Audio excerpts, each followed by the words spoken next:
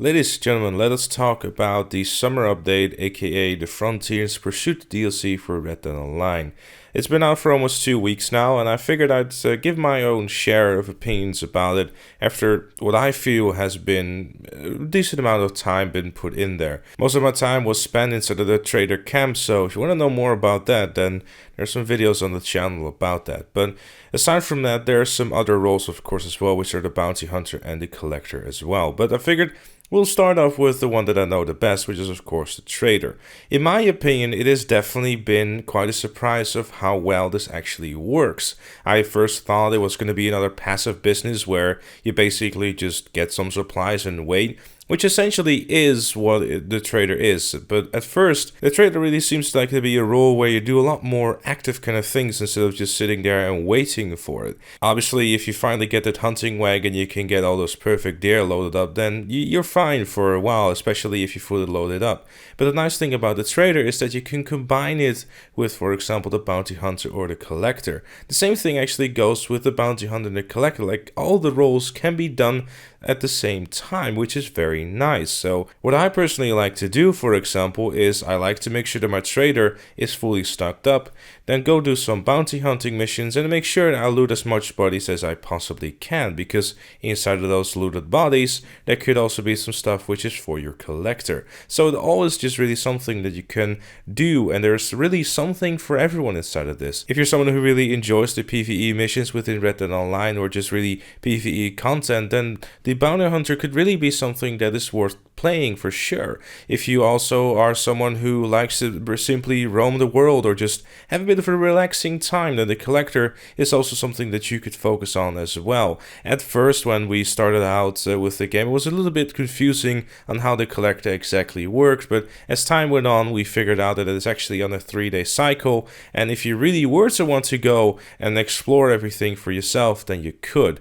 The maps, however, if you were to go that way, it can be a little bit tedious, I feel, because you're basically being sent from one side of the map to the other. But now that we finally have all the locations for them, I'm pretty sure it could be a very profitable little business for sure. Now personally, I'm about rank 4 right now, and collector hasn't really been something that has been particularly interesting to me, but I have heard that once you finally unlock the metal detector, things start to really ramp up. At the time of recording as well, I'm rank 8 with the bounty hunter, and I have to say, out of all of them, the bounty hunter seems to be taking the longest, especially because it seems to be very RNG focused on how exactly all the ranking of stuff works. I know it is time based, but even then, with the data I have been collecting, it seems to still be very inconsistent, and there really doesn't seem to be anything that kind of nails it to the head on how exactly bounty hunting works, which is one of the reasons why I've really been kind of like holding myself back from making a guide on it, because I really don't know what to do here.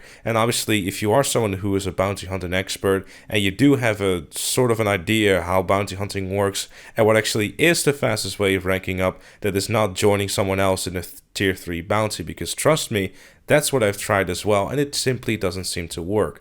It's rather frustrating because I really want to start doing like those larger bounties and stuff like that, but it seems to be taking quite a while in order to get there and really start doing those things. Having said that though, the one thing that is making you the most money, ironically enough, is the quickest one to get going, which is of course the trader. But overall, I really feel that they've done a really good job with the roles, because there seems to be something for everyone, and if you're a bit like me and likes to do like basically everything all at once, then there's an opportunity for you to do that as well. The Outlaw Pass I personally felt was very well done. It's not very hard to rank it up, and the rewards in there, a lot of them are very cool and especially useful. Sure, for those people out there like myself who did play it a bunch whenever it first came out, we've been ranked 70 for a little while, so like I mentioned inside of the Outlaw Pass video that I did do, it would have been nice if there were some more rewards after you finally reach rank 70, but this may be something that Rockstar wanted to test and see how fast and how many people could actually reach rank 70,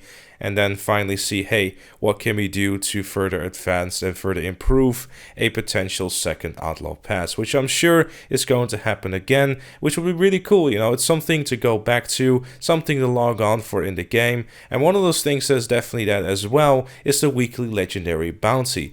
Personally, this is something that was very surprising to me. This legendary bounty is actually a bit of a full-fledged mission, and sure, you can replay them 5 times on an increased difficulty, but trust me, the later difficulties especially, those enemies are starting to hit like a truck. And the really interesting thing about that is that, for example, the stew pot, which is apparently really good in getting use of some gold cores and stuff, or even some seasoned game that you seem to be always needing for daily objectives, are finally being able to put to good use. Personally, I never really was someone who was really big into using seasoned meat and all that stuff, but having done those legendary bounties on higher difficulty, I really started to utilize those special kind of crafting materials and those tonics and stuff like that, which finally means that some core gameplay mechanics of the game are being utilized within PvE content. This DLC really has been a huge focus on PvE, which is something that the game really needed. But the question really remains is that, is it too little too late? Personally, I feel, and I really noticed that a lot of people are being very positive and very excited about Red Dead Online again, but I wonder how long that's going to last, because obviously there's already a bunch of people who are ranked 20, and if you're one of those people, I'd love to know, like, after you reach rank 20, what really is there left to do for you in the game? Obviously, the trader, in my opinion, has the most replayability because it can make you money, but making that money, where are you going to spend it on right now? I mean, personally, I've been in love with the amount of customization that you get from the bounty hunter. The stuff that you get in there is simply nothing short of cool.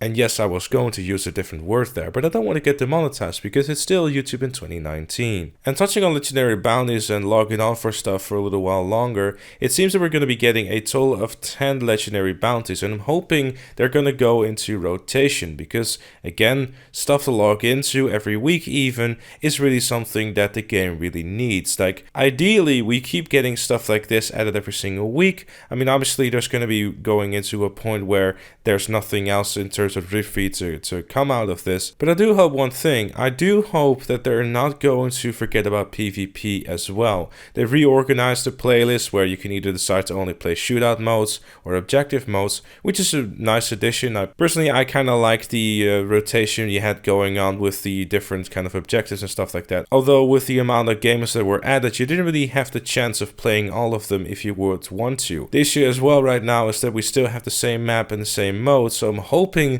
that Rockstar is going to add more stuff to it. As well as the fact that they added the free aim playlist within the Red Dead Online as well. The Showdown series now finally has a free aim playlist, which seems to be in rotations with different kind of modes every single week. So it's nice to see that Rockstar in some way is still listening to the community who really wanted to have a more free aim orientated kind of modes.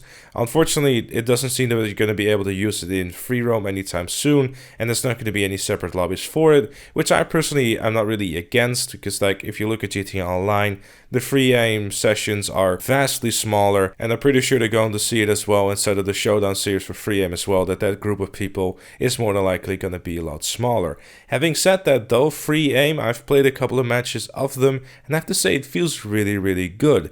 Mainly because of the new movement systems as well, which I personally think is something that they have really nailed. I can't really give you too much opinions about the new ability cards because I still have to figure those out too, which is actually a good thing. At the time of recording, I don't think I've explored literally every single thing of Red Dead Online yet, so I feel that I have played enough to give you a proper opinion about what I think about the DLC, but I haven't explored everything and leveled everything up yet, which in my opinion is very surprising that I'm even able to tell you that, because it's Red Dead Online, and nearly a year's time we were like, hey, we got 3 new t-shirts, hooray. So I'm really glad and really happy, and also just very, tipping my hat really to Rockstar the way they've handled this update. We had to wait for it for a long time, but if it really is something to return to if you haven't played in literal months, I'm gonna have to be honest, that's something that's entirely up to you. At its core, a lot of these things that have been added to the game are also something that you already can do in GTA Online, and then you don't have to use a horse, but you can use a supercar. So it's entirely up to you. Honestly, I'd say if it doesn't take you too long to reinstall the game or just download the patch, I'd give it a shot. It's worthwhile checking out. There's a lot of cool new stuff added to the game, and I really feel that they've done a really good job with the DLC for sure. Because Rockstar has added in this DLC a few things that the game desperately needed: PvE content, progression, goals, and stuff to do. But those are just some of my thoughts about the DLC. Of course, I would love to know what you think down in the comments down below. Leave a like if you enjoyed, subscribe for more, and I'll see you all later.